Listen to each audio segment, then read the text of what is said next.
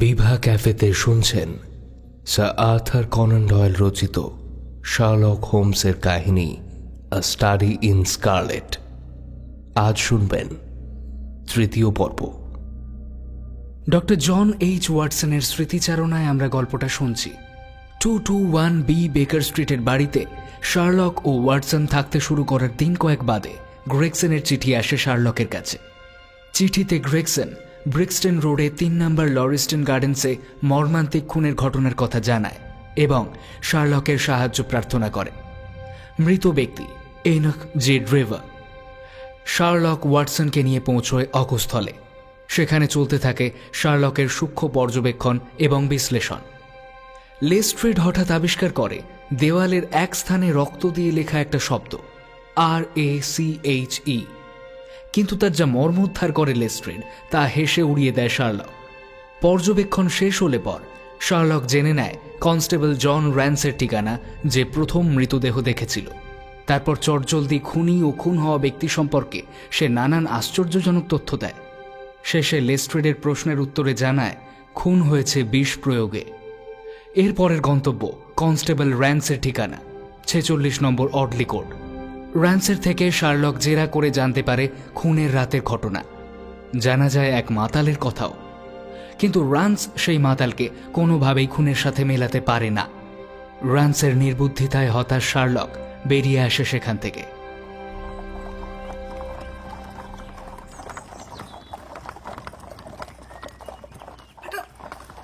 আস্ত গাধা, একের পর এক ভুল করে গেছে, একের পর এক। আচ্ছা, ওইভাবে হাতে আসা লোকটাকে নইলে কেউ ছেড়ে দেয়? লরিস্টন গার্ডেন্সে তুমি যে ব্যক্তির বর্ণনা দিয়েছিলে তার সাথে তো মাতালটার বিবরণ হুবহু মিলে যায়, কিন্তু একটা জিনিস মাথায় ঢুকছে না, কেউ যদি অপরাধ করে পালিয়ে যায় সে আবার ফিরে আসবে কেন? আসবে আসবে আসবে, তার কারণটা হচ্ছে ওই জানটি। ওটার জন্যই সে ফিরে এসেছিল। যদি এই মাছকে কোনোভাবে আমি গাঁথতে না পারি তখন ওই আংটিটাই হবে আমাদের তুরুপের তাস। ডাক্তার, এই কেস সলভ করতে পারলে তার সোল ক্রেডিট কিন্তু তোমার প্রাপ্য। না মানে তুমি ঠেলে ঠুলে না পাঠালে আমি থোড়াই আসতাম। আমার জীবনের অন্যতম গুরুত্বপূর্ণ একটা কেস হাতছাড়া হয়ে যেত। The study in the scarlet. চলো বাসায় গিয়ে কিছু খেয়ে দিয়ে নিয়ে আমরা আবার নরম্যান নেরুদার বাজনা শুনতে যাব। বুঝলে ওয়াটসন, ভদ্র মহিলা আহা তুখর বাজান, যেমন আদব তেমনই কায়দা।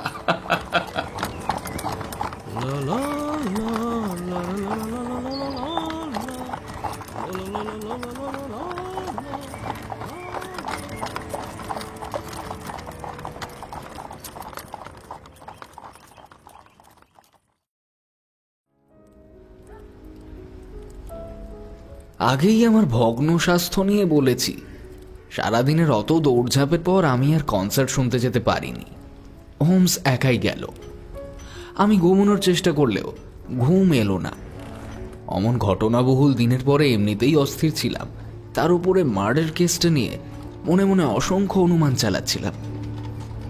যতবারই ঘুমোতে যাই ততবারই মুখের সামনে ফুটে ওঠে ওই নিহত ব্যক্তির মুখ। লোকটার মুখটাও সত্যিই খুব অদ্ভুত ধরনের, বেবুনের মতো। অমন করাল চেহারা আমি নিজের জীবদ্দশায় দেখিনি, কিন্তু ড্রেভারের মুখ অমন কদাকার বলে তাকে কেউ হত্যা করে পার পেয়ে যাবে এটাও তো আবার ঠিক নয়। আমি ভেবেই চলেছিলাম হোমসের অনুমান ক্ষমতা, সিদ্ধান্তে উপনীত হওয়ার শক্তি, এগুলো সত্যিই অসাধারণ। হোমসের মতে মৃত ব্যক্তিকে বিষ প্রয়োগ করে মারা হয়েছিল। মৃতদেহের ঠোঁটের কাজটাও শুঁকে ছিল, আর সম্ভবত তখনই এই বিষ প্রয়োগ করে মারার ব্যাপারটাও ধরে ফেলেছে।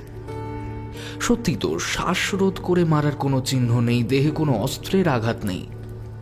তাহলে বিষ প্রয়োগই নিখুঁত পদ্ধতি। কিন্তু আবার আরেকটা প্রশ্ন আসছে, নিহতের দেহে আঘাত নেই অথচ মৃতদেহের কাছে রক্ত পড়েছিল। ওই রক্ত কি তাহলে হত্যাকারীর? তাই যদি হবে, তাহলে নিহতের হাতে বা পাশে কোথাও অস্ত্র পড়ে থাকতে দেখলাম না কেন? উফ, কত প্রশ্ন, কত প্রশ্ন। আমি শিওর এই রহস্যের সমাধান না করা পর্যন্ত হোমসও ঘুমোতে পারবে না। তবে একটা ব্যাপার বোঝাই যাচ্ছে, হোমসের কাছে মূল রহস্যের চাবিকাঠি এসে গেছে। হয়তো মনে মনে এই ধাঁধার একটা সম্ভাব্য সমাধানও করে ফেলেছে সে। কিন্তু কি সেই সমাধান? হোমসের বাড়ি ফিরতে অনেক রাত হলো। তখন টেবিলে ডিনার সাজানো হয়ে গিয়েছিল। মনে হয় কনসার্ট শোনার পরে আরো কিছু নিয়ে ব্যস্ত ছিল, না হলে এত দেরি তো হওয়ার কথা নয়। কি শুনলাম আজ! আহা! একটা চেয়ার টেনে বসতে বসতে হোমস বলল, ওয়াটসন, সঙ্গীত সম্পর্কে ডারউইন কি বলেছেন বলো তো? ডারউইন সঙ্গীত সম্পর্কে কি বলেছেন? বলেছেন যে মানুষের মধ্যে কথা বলার ক্ষমতা জন্ম নেওয়ার অনেক আগেই এসেছে গান গাইবার শক্তি। এই সঙ্গীত, ওয়াটসন, এই সঙ্গীত শতাব্দীর পর শতাব্দী ধরে আমাদের চেতনায়, আমাদের রক্তে সুপ্তভাবে রয়ে গেছে। তাই সঙ্গীত আমাদের এভাবে নাড়া দেয়। খুবই উচ্চমানের চিন্তাধারা। উচ্চমানের তো হতেই হবে। আচ্ছা, তোমার কি হলো বলো তো? ঠিক স্বাভাবিক মনে হচ্ছে না তোমাকে দেখে। ব্রিক্সটন রোডের খুন কি তোমার মনে প্রভাব ফেলেছে? ফেলবে না, আলবাত ফেলেছে। আমি খুব বিচলিত বোধ করছি হোমস। অথচ এত সংবেদনশীল আমি নই কখনোই। তুমি জানো, কেইবন্দে আমার চোখের সামনে আমার সহকর্মীদের কচুকাটা করা হয়েছে। কিন্তু এবারে যে কি হলো! আসলে তোমার মনের জাহাজ এখন কল্পনার সাগরে উথাল পাতাল করছে। কল্পনা বিভীষিকার জন্ম দেয়, ওয়াটসন। আচ্ছা শোনো না, বলছি, আজকের সান্ধ্য দৈনিকটা দেখেছো? না, কেন?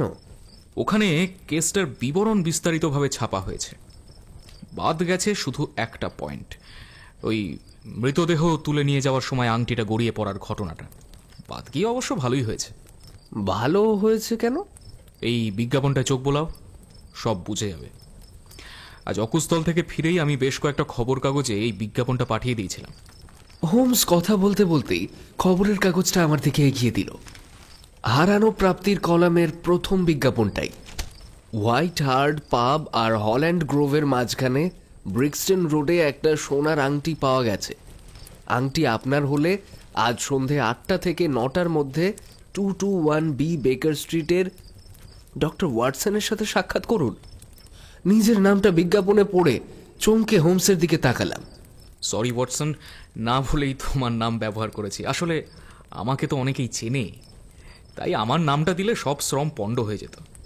না, সেসব ঠিক আছে, কিন্তু সত্যি সত্যি কেউ চলে এলে কি হবে? আমার কাছে তো কোনো আংটিই নেই।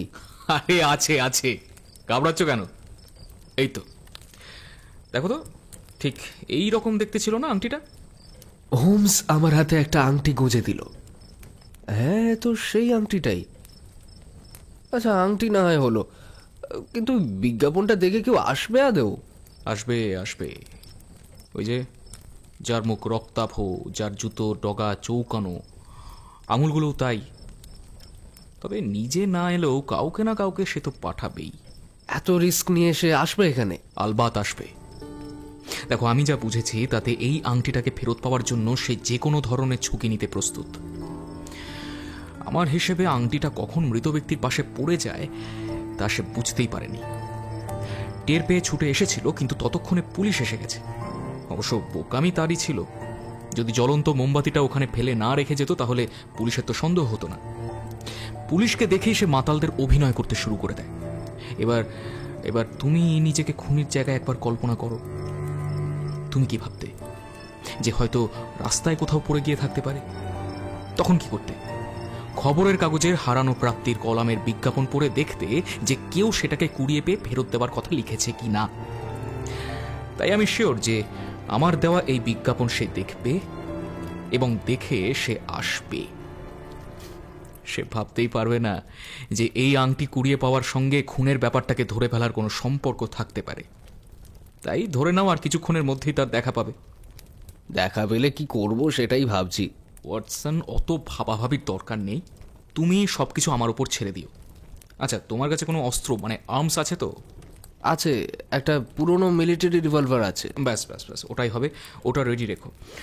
যদিও আমি আছি, তবুও সাবধানে তো মার নেই। শোয়ার ঘরে গিয়ে বন্দুকে গুলি ভরে আনলাম। ততক্ষণে ডিনার টেবিল সাফ হয়ে গেছে, আর হোমস বসেছে নিজের বেহালা নিয়ে।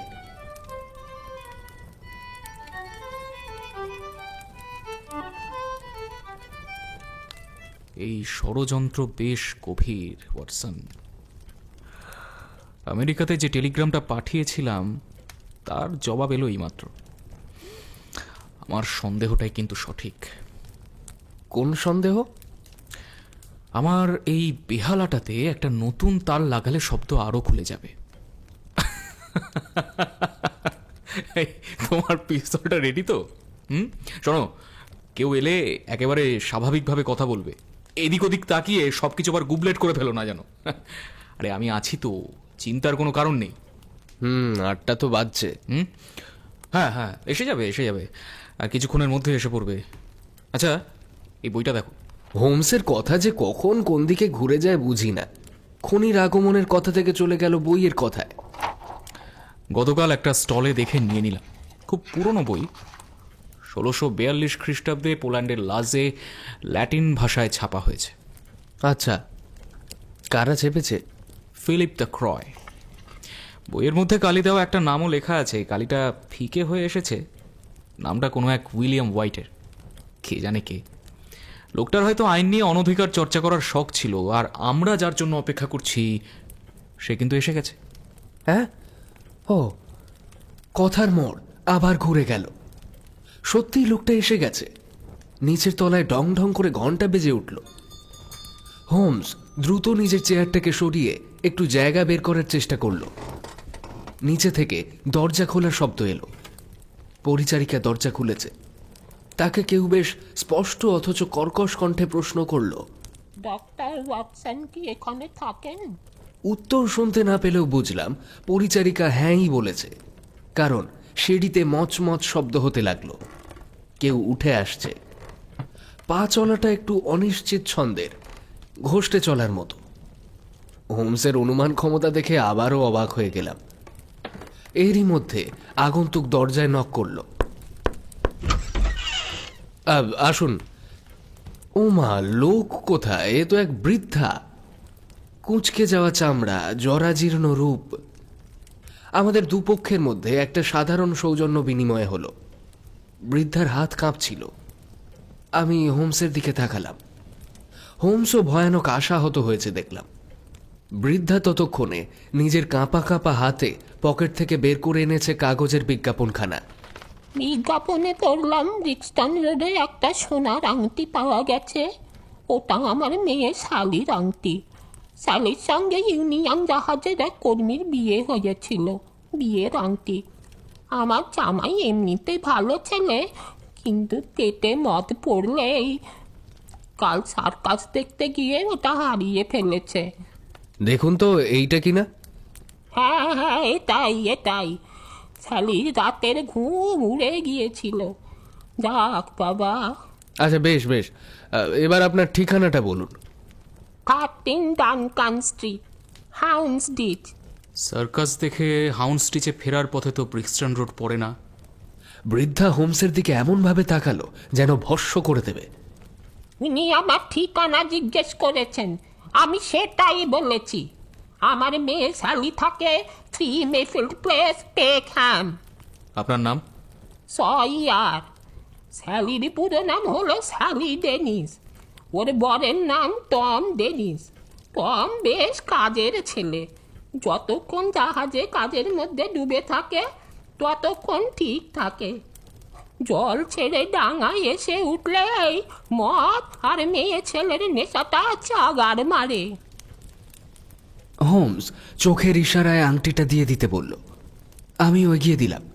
এই নিন মিসেস সয়ার, আপনার মেয়ের আংটি। জিনিসটা আসল মালিকের হাতে তুলে দিতে পেরে আমরাও খুব খুশি হলাম। বৃদ্ধা অনেক আশীর্বাদ আর কৃতজ্ঞতা জানিয়ে আংটিটা পকেটে পুরে বিদায় নিল। হোমসও প্রায় সঙ্গে সঙ্গেই নিজের ঘরে গিয়ে বাইরে বেরোনোর মতো পোশাক পরে এসে বলল, ওয়াটসন, আমি শিওর যে এই বুড়ি হচ্ছে ওই খুনির পাঠানো লোক। আমি ওর পিছু নিচ্ছি, আশা করছি ওই খুন দেখা পাবো। তুমি কিন্তু আমার জন্য অপেক্ষা করো ওয়াটসন, চলি। হোমস নেমে যেতে আমি জানলা দিয়ে মুখ বাড়ালাম। বুড়ি তখন ফুটপাত ধরে পা টেনে টেনে চলছে। হোমস অলক্ষ্যে ওর পিছু নিয়েছে দেখলাম। বুঝলাম যে এই রহস্যের জট এত সহজে কাটার কথা নয়। হোমস আমাকে সঙ্গে নিলেই পারত। এভাবে অপেক্ষা করতে বলে চলে গেলে কি আর মনে স্বস্তি থাকে? হ্যাঁ, আমি একটা পাইপ ধরালাম।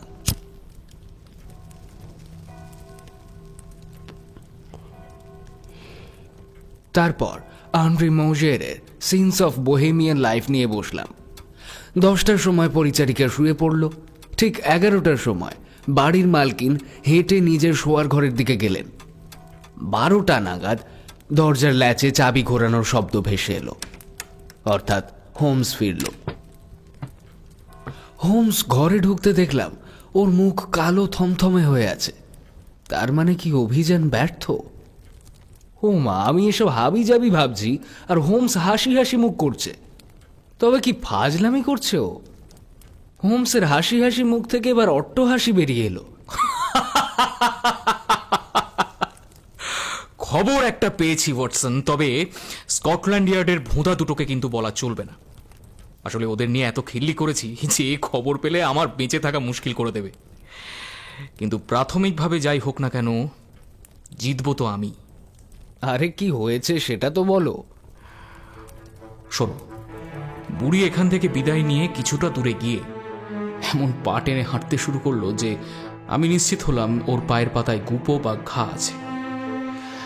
তারপর আর চলতে না পেরে একটা ঘোড়ার গাড়িকে হেঁকে দাঁড় করালো সে। আমি কান পেতে রয়েছি, কোথায় যেতে বলে শুনতে হবে তো। অবশ্য অত কান খাড়া না করলেও চলতো। বুড়ি তো বেশ জোরেই ঠিকানাটা বলল, 13 ডানকান স্ট্রিট, হাউন্ডস্টিচ। যেই না সে কোচের ভেতর ঢুকে বসেছে, আমিও কোচটার পেছনে উঠে সেঁটে গেলাম। এটাও একটা আর্ট ওয়াটসন। তারপর কোচওয়ান গোটা পথে কোথাও থামেনি, সোজা ডানকান স্ট্রিট। 13 নম্বর বাড়িটা আসার আগেই আমি গাড়ির পিছন থেকে টুক করে নেমে পড়লাম। এরপর গাড়ির পিছু নিলাম হেঁটে। গাড়িটা থামতে কোচওয়ান দরজা খুলে দিল। সে দাঁড়িয়েই আছে, ওদিকে ভেতর থেকে কেউ নামেইনি। আমিও ঠায় দাঁড়িয়েই আছি। এবার কোচওয়ান নিজেই কোচের মধ্যে ঢুকে গেল। আমিও কৌতূহলবশত এগিয়ে গিয়ে দেখি, অবাক কাণ্ড, কোচে কেউ নেই।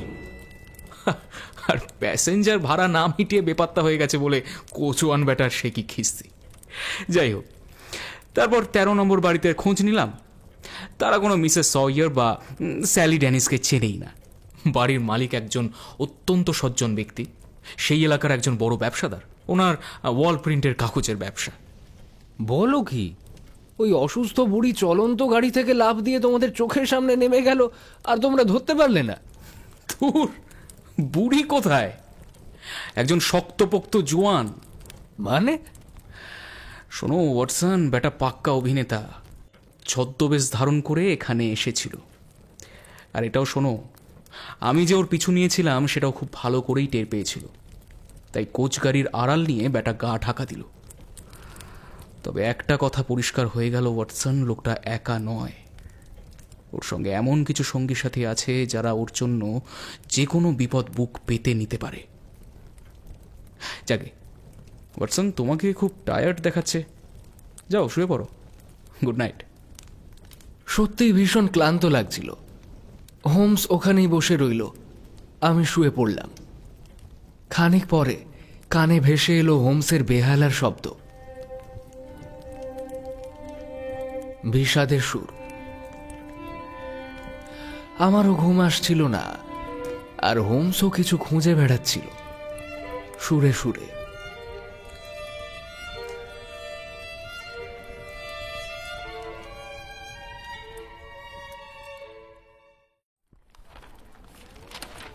পরদিন সকালে সবকটা খবরের কাগজে ব্রিক্সটন রহস্য নিয়ে খবর বেরোলো।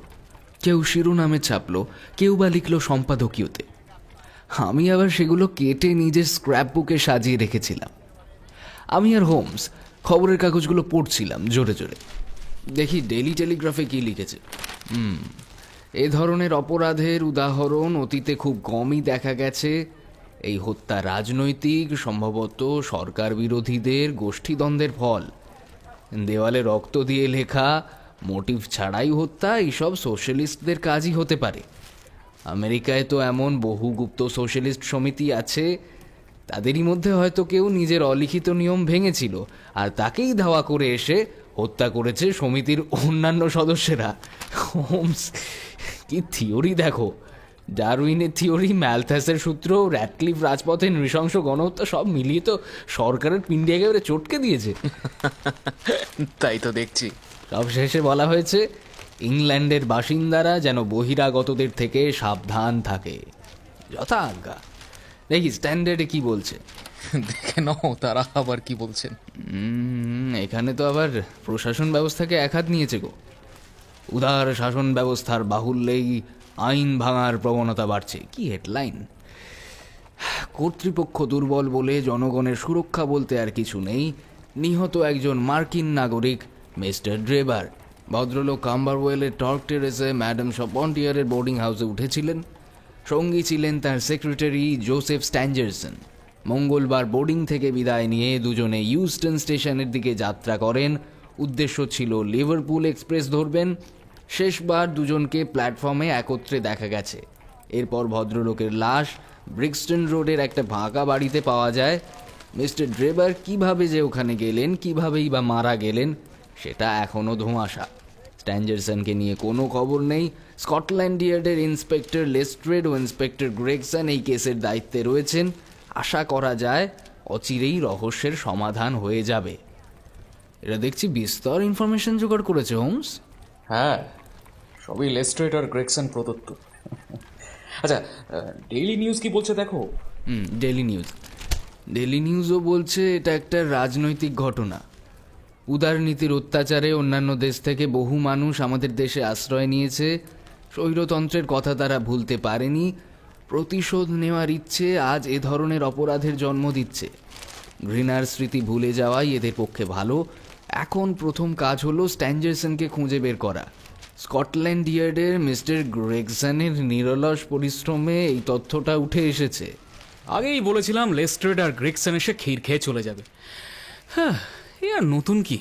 সেই সবধি কি দাঁড়ায় দেখো। ওদের দৌড় তখনই বোঝা যাবে। হোক হোক, তোমার কথাটাই সত্যি হোক।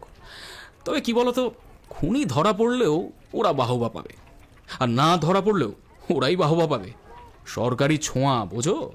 ধরা পড়লে বলবে হা কি ওস্তাদ লোক সব, আর না ধরা পড়লে বলবে অনেক খেটেছিল গো, হা তো ও হাত থেকে বেরিয়ে গেল। হ্যাঁ, দেখে তো আসছি চিরকাল ধরে এইটাই হয়ে থাকে। ওয়াটসন, এ এমন এক টস যাতে নেই কোনো লস। জিত পড়লে জিতবো আমি, পাট পড়লে হারবে তুমি। কি বুঝলে? হোমসের মুখে এসব শুনে একটু বিব্রতই হলাম।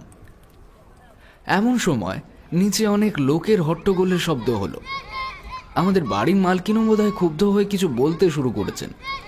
হোমস বলে উঠল, আমার বেকার স্ট্রিট বাহিনী আসছে। আর ওর কথা শেষ হতে না হতেই ঘরে ঢুকে পড়ল কয়েকটা কাগজ কুড়ুনি ছেলে। গায়ের পোশাক ভয়ঙ্কর নোংরা, গন্ধ ছাড়ছে। আমি তো অবাক। টেনশন! হোমস জোরে বলে উঠল। প্রায় সাথে সাথেই ছেলেগুলো সারবদ্ধ হয়ে দাঁড়িয়ে পড়ল। দেখলে মনে হবে কয়েকটা ভাঙাচোরা মূর্তিকে কেউ লাইন দিয়ে দাঁড় করিয়ে রেখেছে। এরপর থেকে শুধু খবর দিতে আসবে উইগেন্স, বাকিরা বাইরে অপেক্ষা করবে। উইগেন্স, কি খবর আছে? কোনো খবর নেই স্যার।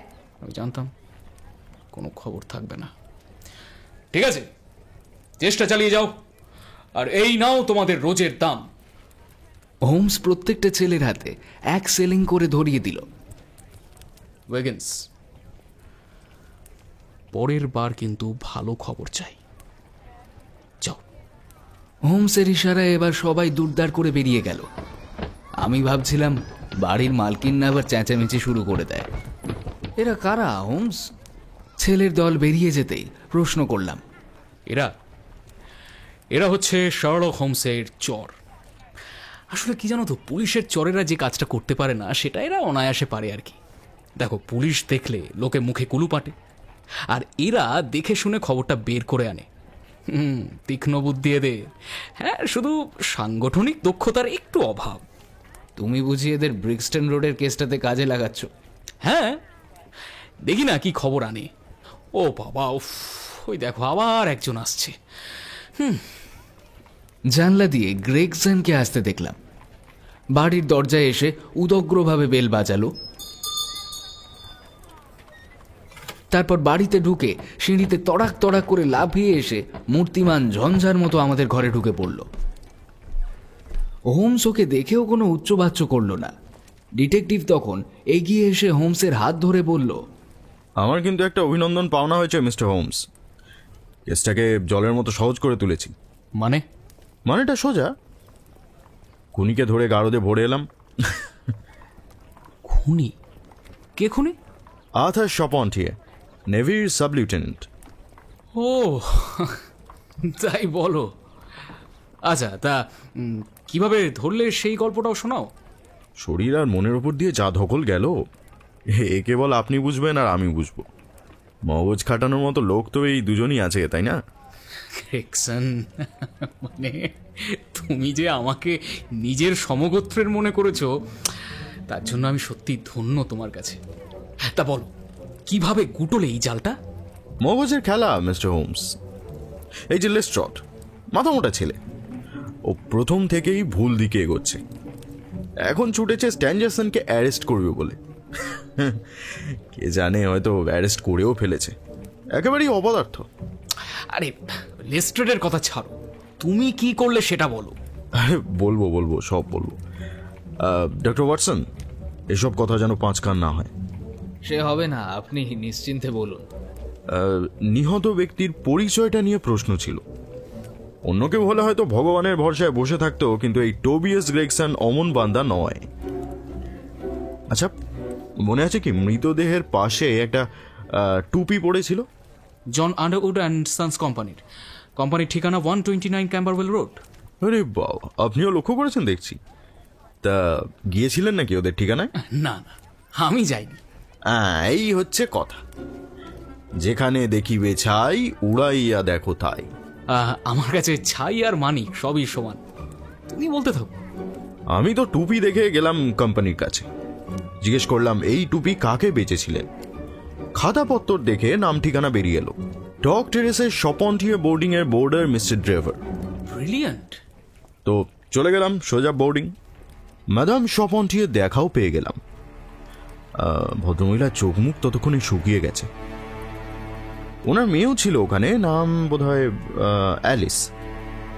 মেয়েটার চোখ টকটকে লাল হয়েছিল। আমি প্রশ্ন আরম্ভ করতেই দেখি মেয়েটার ঠোঁট কাঁপছে, বা দরদর করে ঘামছে। সব লক্ষ্য করছিলাম। অতীন্দ্রিয় একটা অনুভূতি হয় এইসব সময়, আপনি তো বোঝেন মিস্টার হোমস।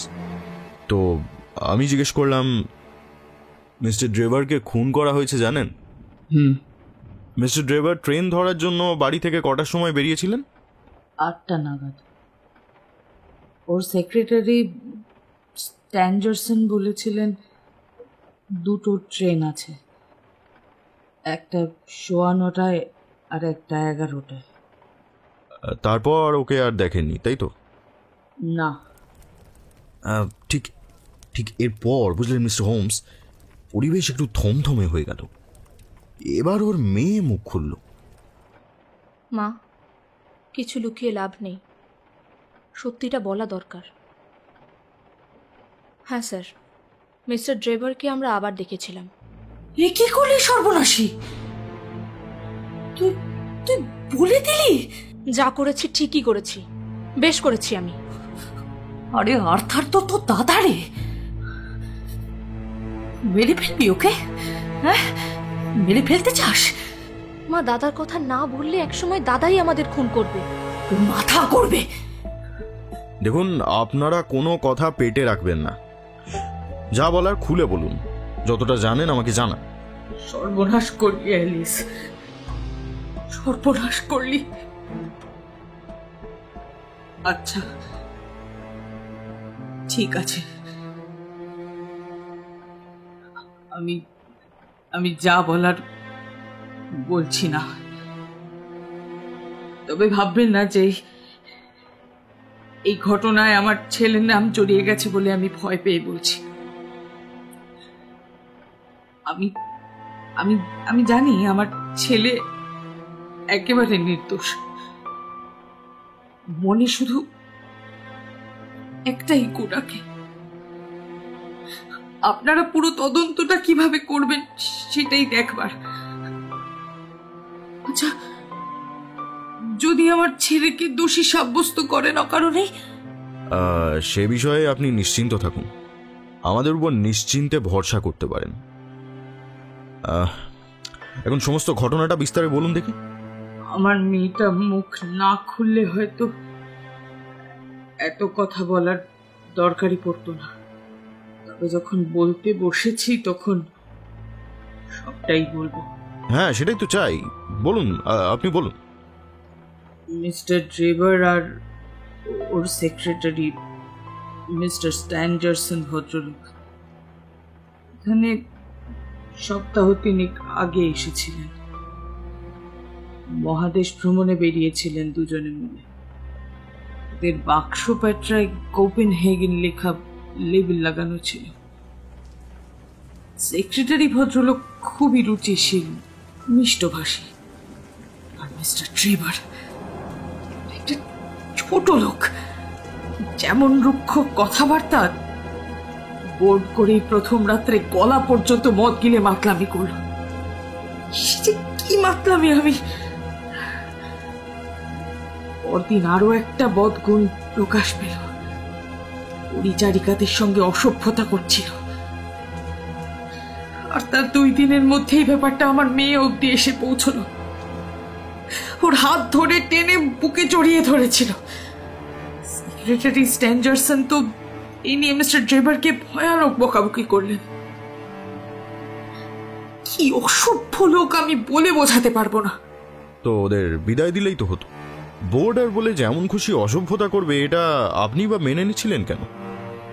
যেদিন মাতলামি করছিল সেই দিনই বিদায় দেওয়া উচিত ছিল আমার, কিন্তু ওই যে লোভ। 7 দিনে 2 জনের জন্য 14 পাউন্ড পেতাম। এই অফ সিজনে 14 পাউন্ডের গুরুত্বটা আশা করি বুঝতে পারছি। আর ওইটাই কাল হলো। লোকটা আমার মেয়ের হাত ধরে টানাটানি করার সুযোগ পেল। অতি লোভে তাঁতি নষ্ট। আসলে আমি বিধবা। ছেলেটাকে নেভিতে ঢোকানোর জন্য অনেক খরচ খরচা হয়েছে, সব দিক সামাল দিতে হিমশিম খাই। তাই এই আশা অর্থ আর ছাড়তে পারলাম না। তবে যেই দিন ওই জানোয়ারটা আমার হ্যালেসকে স্পর্শ করেছিল, সেই দিনই বলে দিয়েছিলাম অন্যত্র ঘর দেখুন। ওরাও সঙ্গে সঙ্গে পাত্তারি কোটালে। বেশ ভালোই তো হলো। হ্যাঁ, আমিও হাঁফ ছেড়ে বাঁচলাম। বাপ বিদায় নিল। ছেলে আর্থার ছুটিতে বাড়িতে এসেছিল। তবে ওকে এসব কথা কিছু বলিনি। ও ভারী রকচটা, আর বোনকে খুব ভালোবাসে। এইসব শুনলে কি করতে কি করে বসবে। আর লোকগুলো যখন চলেই গেছে তখন আর এইসব বলে কি লাভ। কিন্তু কপাল মন্দ থাকলে উটের পিঠে বসে থাকা বামনকেও কুকুরে কামড়ায়। 1 ঘন্টার মধ্যেই মিস্টার ড্রেভার আবার ফিরে এলো। এবার মাতাল হয়ে এসেছিল। ঢুকেই বলল ট্রেন ফেল করেছি। আমি আর অ্যালিস পাশাপাশি দাঁড়িয়ে আছি। হঠাৎ অ্যালিসকে বলল, চলো চলো আমার সঙ্গে পালিয়ে চলো। তুমি এখন অ্যাডাল্ট, কেউ তোমাকে আটকে রাখতে পারবে না। আমার অনেক টাকা, তোমার পায়ের কাছে নোটের তাড়া বিছিয়ে দেব। রানী করে রাখবো, রানী করে রাখবে। তারপর অ্যালিস বেচারি তো ভয় সিটিয়ে গেছে তখন। মিস্টার ড্রেভার ওর হাত ধরে টানতে টানতে এগোতে লাগলেন দরজার দিকে। আমি ভয় চিৎকার করে উঠলাম। আর ওই সময় ঢুকে পড়লো আমার ছেলে। মিস্টার ড্রেভারের অমন অসভ্যতা দেখে ও আর থাকতে পারলো না। আর তার ওর উপর ঝাঁপিয়ে পড়লো। গালাগালি, ধস্তাধস্তি। আমি ভয়ে উল্টে পড়ে গিয়েছিলাম। উঠে দেখি একটা লাঠি নিয়ে আর্থার দরজায় দাঁড়িয়ে আছে। মিস্টার ড্রেভার বেরিয়ে গেছে। আর্থার বলল, ব্যাটাকে তাড়িয়েছি, তবু একবার দেখে আসি। এইটুকু বলেই ও বেরিয়ে গেল। আর তার পরদিন মিস্টার ড্রেভারের রহস্যজনকভাবে মৃত্যুর খবর পেলাম।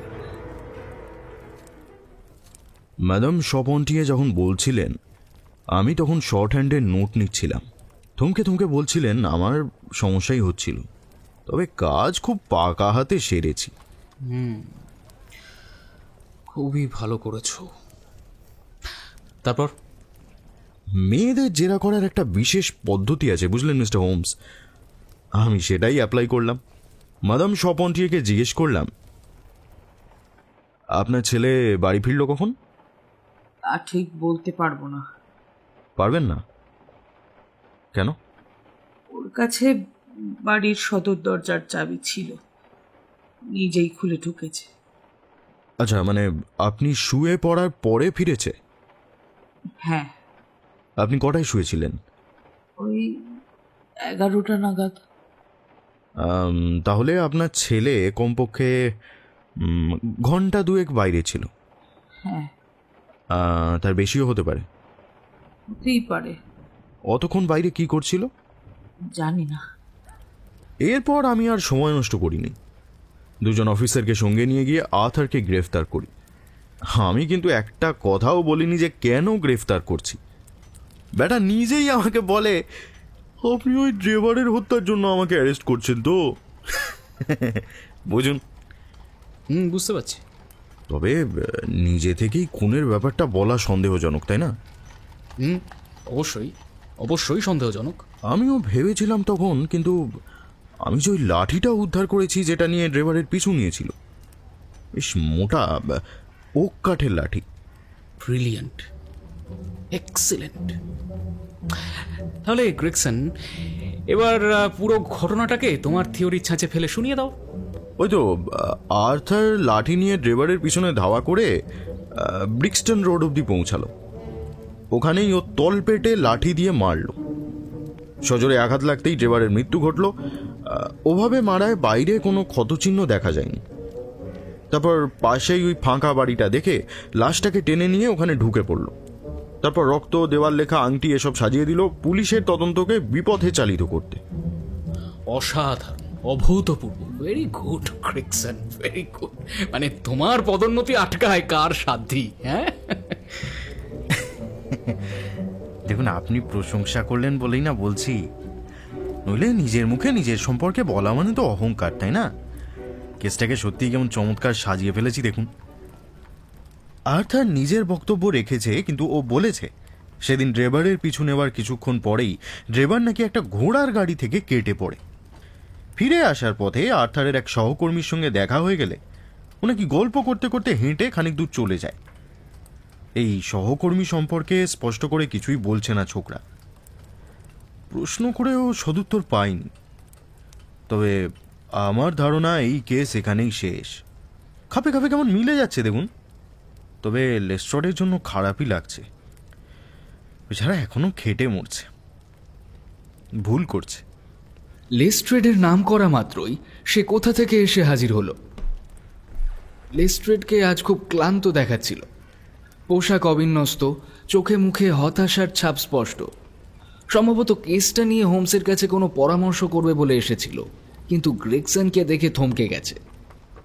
ঘরের ঠিক মাঝখানে হাতে টুপি আর মুখে কিংকর্তব্য বিমূঢ় ভাব নিয়ে দাঁড়িয়ে রইল লেস্ট্রেড।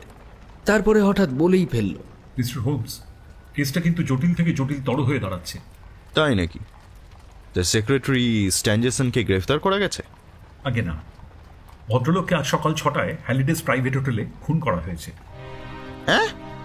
খবরটা শুনে গ্রেগসনের হাতের গ্লাস থেকে জল মেশানো হুইস্কি মেঝের ওপর পড়ে গেল। আমি হোমসের দিকে তাকালাম। অপ্রত্যাশিত সংবাদে ওর কি প্রতিক্রিয়া সেটা দেখার সুযোগ হাতছাড়া করা চলে না।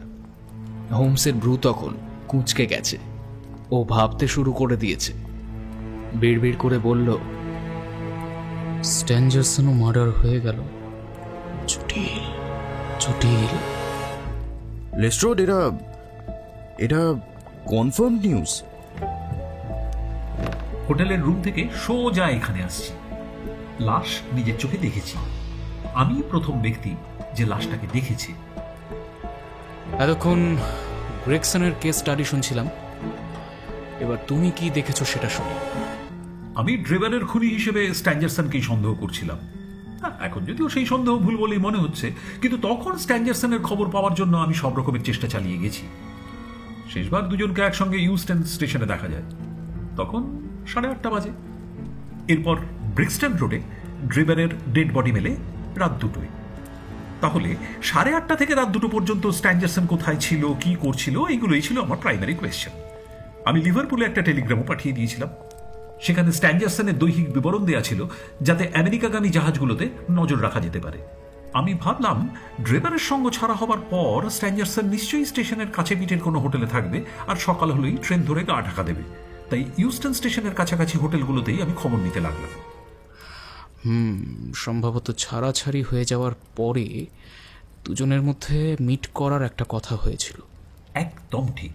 আমি আজ সকাল 8টা নাগাদ লিটল জর্জ স্ট্রিটের হ্যালিডেস প্রাইভেট হোটেলে গিয়ে যখন মিস্টার স্ট্যাঞ্জারসন নামে কোনো বোর্ডার উঠেছেন কিনা জিজ্ঞেস করলাম, তখন রিসেপশনে আমাকে বলা হলো উনি তো এক ভদ্রলোকের পথ চেয়ে বসে আছেন।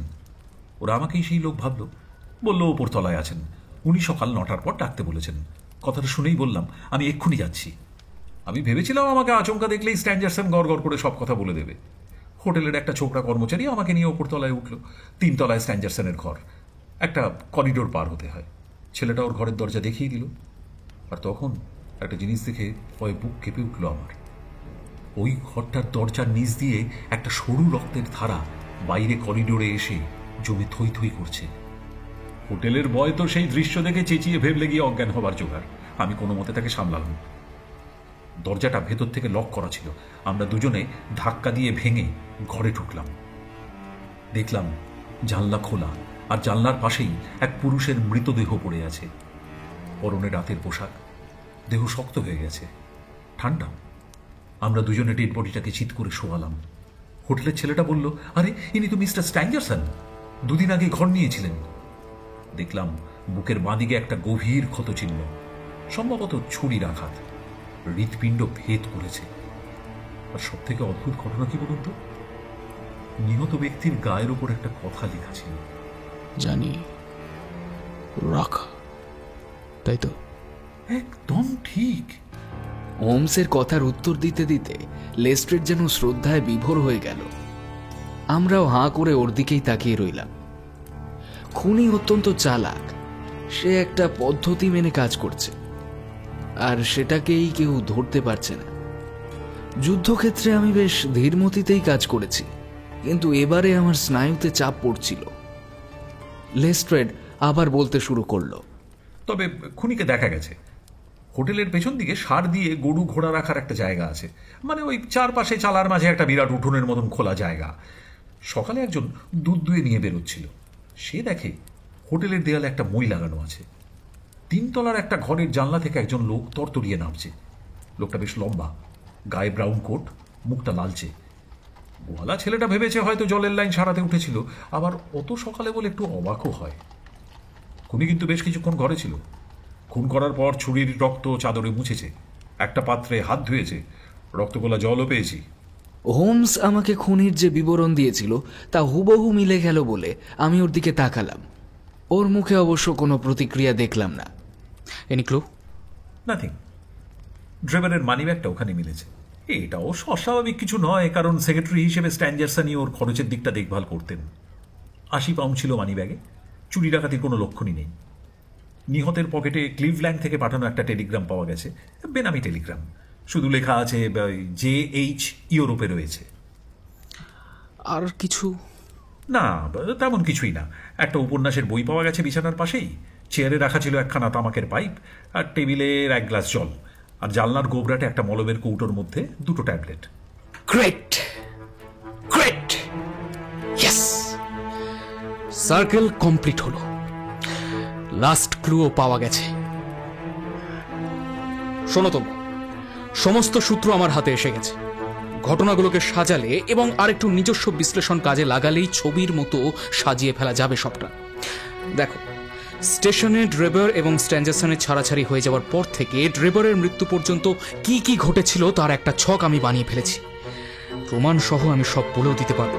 আচ্ছা, ওই যে ট্যাবলেট, ওগুলোতে কি হাত দিয়েছিলে? এই নিন। লেস্ট্রেড একটা ছোট সাদা কৌটো বাড়িয়ে দিল। টেলিগ্রাম, মানি ব্যাগ আর কৌটোটা এনেছি, মালখানায় জমা দেবো। বাকি জিনিসগুলো কাজে লাগলেও এটা কোনো কাজে লাগবে না। বেশ, না লাগলে আমাকে দিয়ে দাও। আচ্ছা ওয়াটসন, এবার এবার তুমি বলো তো, এটা কি কোনো সাধারণ ট্যাবলেট? বড়িগুলো গোলাকার, ছোট, মুক্তোর মতো দেখাচ্ছিল, তবে একটু ধূসর, আলোয় তুলে ধরলে স্বচ্ছ। আমি বললাম, দেখে তো মনে হচ্ছে জলে দিলেই গুলে যাবে। ঠিক ঠিক ঠিক। আচ্ছা, আমাদের ল্যান্ডলেডি বলছিলেন না যে ওর টেরিয়ার কুকুরটা রোগে ভুকে কষ্ট পাচ্ছে, উনি আর চোখে দেখতে পাচ্ছেন না ওর যন্ত্রণা। আমাকে অনুরোধ করেছিলেন যে কুকুরটাকে কষ্ট থেকে নিষ্কৃতি দেওয়ার জন্য। যাও তো একবার, এক্ষুনি ওকে নিয়ে এসো, যাও। আমি নিচে গিয়ে কুকুরটাকে কোলে তুলে নিলাম। বেচারা ঠিকভাবে শ্বাস নিতে পারছিল না। দেখেই বুঝলাম ওর পরমায়ু শেষ হয়ে এসেছে। ওপরের ঘরে এনে কুকুরটাকে মেঝেতে একটা গদি পেতে শুইয়ে দিলাম। আধখানা বুড়ি কৌটোয় রাখা থাকলো, আর বাকি আধখানা গ্লাসে রেখে জল দিলাম। আপনি পরীক্ষা নিরীক্ষা করছেন ঠিক আছে, কিন্তু স্ট্যাঞ্জারসনের মার্ডারের সঙ্গে যে কি সম্পর্ক? Wait Lestrade, wait. সম্পর্ক তো আছেই, অত্যন্ত নিবিড় সম্পর্ক। আচ্ছা, এবার একটু দুধ মেশালাম, খেতে যদি ভালো লাগে কুকুরটা এটা অনায়াসেই খেয়ে নেবে। এবারে হোমস মিশ্রণটাকে প্লেটে ঢেলে কুকুরটার সামনে ধরতেই সে চেটে পুটে খেলো দুধ আর বড়ির খোল। আমরা প্রত্যেকেই রুদ্ধশ্বাসে অপেক্ষা করতে লাগলাম এবারে কিছু একটা ঘটবে, কিন্তু কিছুই বুঝতে পারলাম না। কুকুরটার অবস্থার উন্নতি বা অবনতি কিছুই টের পেলাম না। হোমস ঘড়ির কাঁটার দিকে তাকিয়ে বসেছিল। এক একটা মিনিট মনে হয় ওর কাছে এক এক যুগ মনে হচ্ছিল। আমি এই প্রথমবার হোমসকে অধৈর্য হতে দেখলাম। ঠোঁট কামড়াচ্ছিল, আঙুল দিয়ে টেবিলে টকটক শব্দ করছিল। ব্যাপারটা আমার যতখানি খারাপ লাগছিল, দুই সরকারি গোয়েন্দার আবার ততটাই ভালো লাগছিল। ওদের মুখ দেখে অন্তত তাই মনে হচ্ছিল। হোমস এবার চেয়ার ছেড়ে উঠে দাঁড়ালো। একটা হাতের মুঠো দিয়ে অন্য হাতের তালুতে ঘুষি মেরে পায়চারি করতে লাগলো। এটা হতে পারে না, এটা হতে পারে না, এটা হতে পারে না। ট্রেভারের মৃত্যুতে যে বিষের বড়ি ব্যবহার করা হয়েছিল তা স্ট্যাঞ্জারসনের মৃত্যুর পরে উদ্ধার হয়েছে, সুতরাং এই দুটোই হচ্ছে একই জিনিস, কিন্তু এটা নির্বিষ। না না না না, এটা হতে পারে না। এটা তাহলে কি আমার ভাবনা, আমার চিন্তা, আমার ডিরেকশন সবকে আগাগোড়া ভুলে ভরা ছিল। অসম্ভব, অসম্ভব। ও ও রাইট রাইট, এবার ধরেছি, এবার ধরেছি ব্যাপারটা। এবার হোমস বড়ির কৌটোখানা খুলে তার মধ্যে রাখা গোটা বড়িটা নিল, সেটাকে আবার দুভাগ করে আধখানা আগের বারের মতোই গুলে কুকুরটাকে খাইয়ে দিল। আর এবারে টেরিয়ারটা যেই না জিভে মিশ্রণটা ঠেকিয়েছে, অমনি থরথর করে কেঁপে দুমড়ে মুচড়ে মুখ দিয়ে ফেনা কেটে স্থির হয়ে গেল। হ্যাঁ, নিজের উপরে আরেকটু আত্মবিশ্বাস রাখা উচিত ছিল আমার। দীর্ঘদিন ধরে এসব নিয়ে নাড়াঘাটা করছি, অভিজ্ঞতার একটা দান তো থাকেই। এত অধ্যাবসার পরেও যখন আত্মবিশ্বাস টলমল করবে, তখন ভাবতে হবে যে বিচ্যুতির পিছনে আসলে অন্য কিছু কারণ রয়েছে। আমার আগেই আন্দাজ করা উচিত ছিল যে কৌটোর মধ্যে দুটো ট্যাবলেট থাকলেও দুটোই বিষের বড়ি নাও হতে পারে। একটা নির্বিষ, আর একটা মারাত্মক ধরনের বিষাক্ত হতে পারে। রাইট। হোমসের থিওরি শুনে আমি চমকে উঠলাম। অবশ্য চোখের সামনে কুকুরটাকে মরতে দেখে ওর থিওরিতে বিশ্বাস না করে উপায় নেই। এবার একটু একটু করে ধোঁয়াশা কাটছিল। হোমস মনে হয় আমার মনে ওঠা ঝড়টাকে দেখতে পাচ্ছিল। ও বলল, অনেকেই ভাবে যা অদ্ভুত তা রহস্যময়, ব্যাপারটা কিন্তু তা নয়। তোমাদের চোখের সামনে সূত্র ছিল, তোমরা তার গুরুত্ব বুঝতে পারোনি বলেই সবকিছুকে এত কুয়াশাচ্ছন্ন মনে করেছ। আর আমি শুধু সূত্র ধরে এগিয়ে গেছি।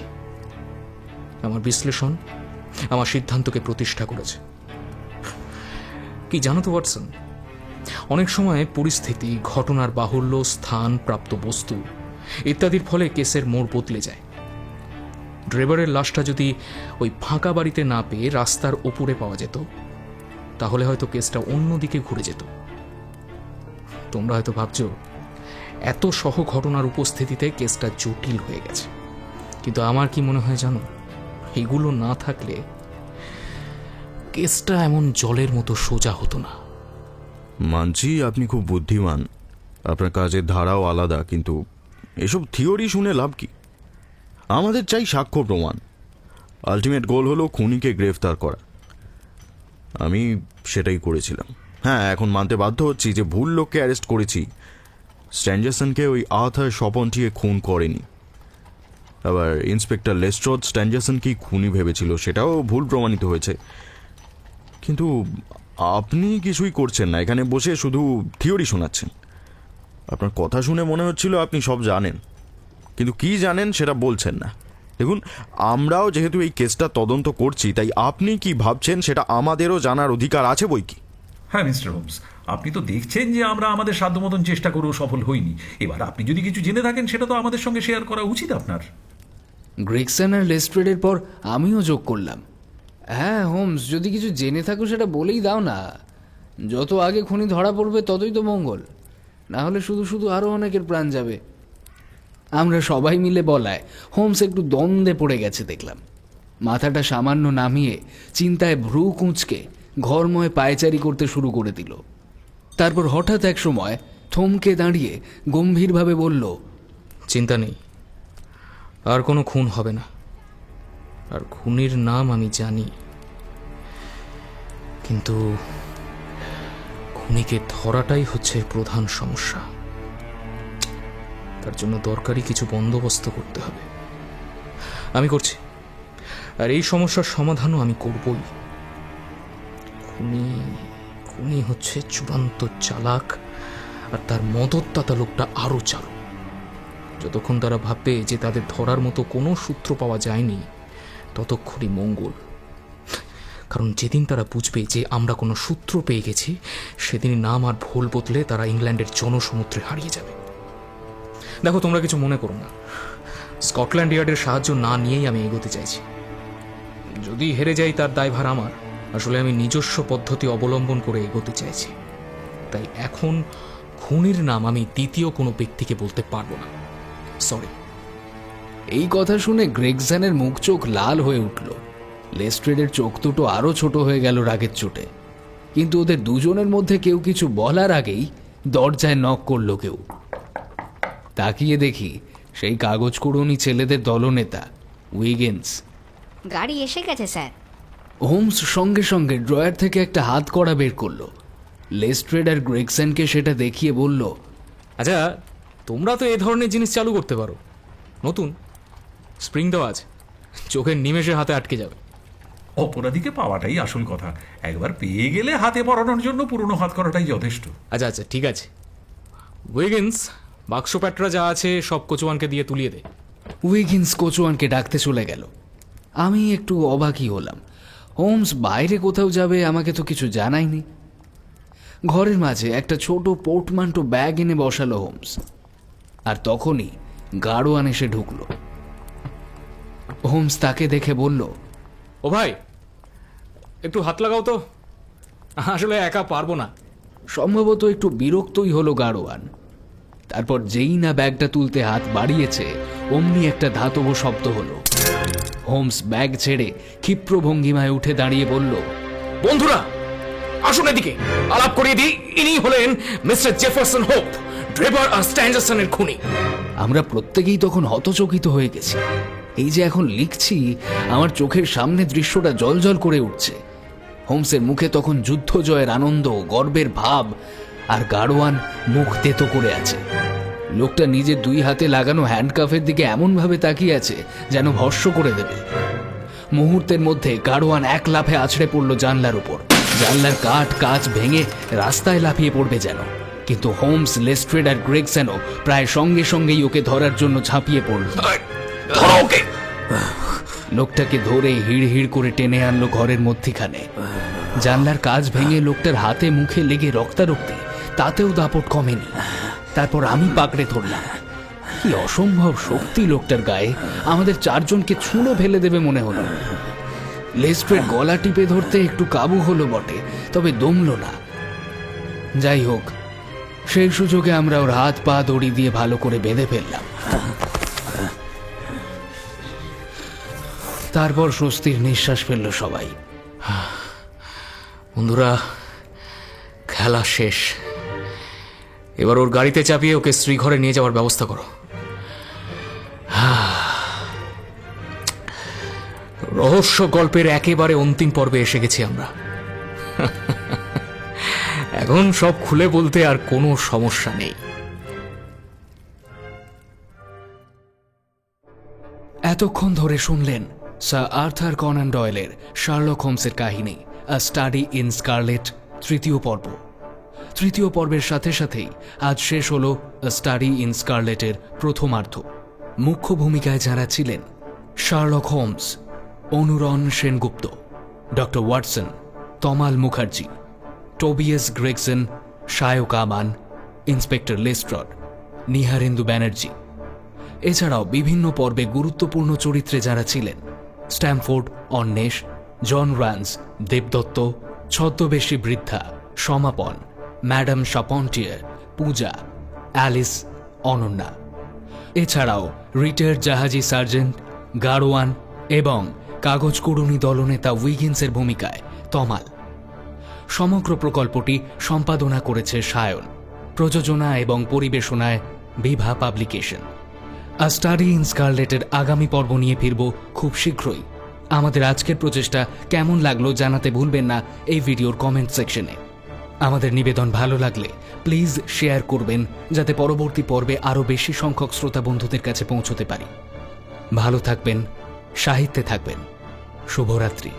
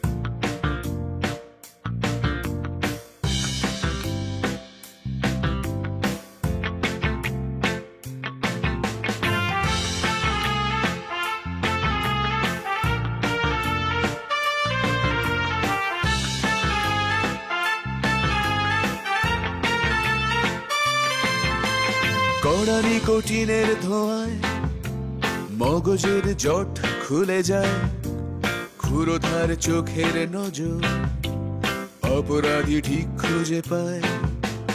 পড়লে বিপাকে যান দাদার কাছে, সব সমাধান তার পকেটে আছে। গোয়েন্দা শিরোমণি তৈরি আবার অপরাধীদের করতে জেরবার।